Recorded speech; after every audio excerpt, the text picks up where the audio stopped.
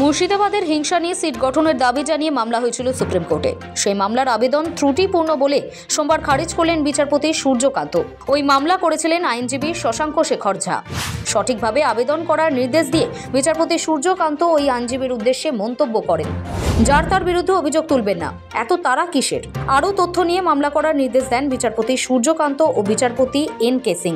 মামলাকারের বক্তব্য ছিল, মুর্শিদাবাদে একাধিক ব্যক্তি ঘরছাড়া রয়েছেন, এমনকি আতঙ্কে তারা সেই জায়গায় থাকতে পারছেন না।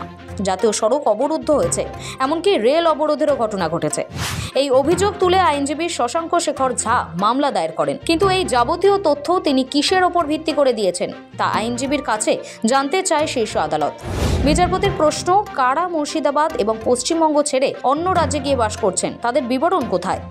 আইনজীবী আদালতে জানান, তিনি কেবল সংবাদ মাধ্যমের খবরের ওপর ভিত্তি করে মামলা দায়ের করেছেন। আদালতের ক্ষেত্রে পর্যবেক্ষণ মামলা করার ক্ষেত্রে সংবাদ মাধ্যমের দৃষ্টি আকর্ষণ যদি প্রধান উদ্দেশ্য হয়, তাহলে অন্য কথা বলতে হয়। রাজ্য সরকার ছাড়া বাকিদের কাউকে এই মামলার সঙ্গে যুক্ত করা হয়নি, তা নিয়েও শীর্ষ আদালতের প্রশ্নের মুখে পড়েন আইনজীবী।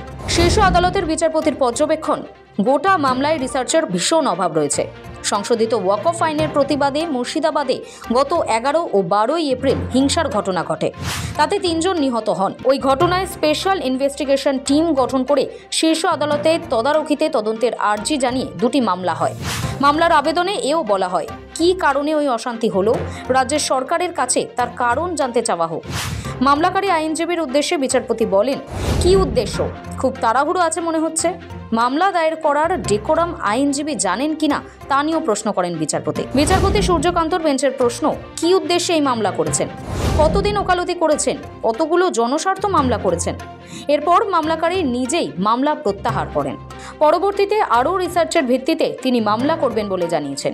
এই মামলার সঙ্গে সংযুক্ত আরও কয়েকটি মামলাও নতুন কয়েকটি ঘটনাক্রম পিটিশনে যুক্ত করার জন্য প্রত্যাহার করা হয়। ব্যুরো রিপোর্ট, সময়, কলকাতা।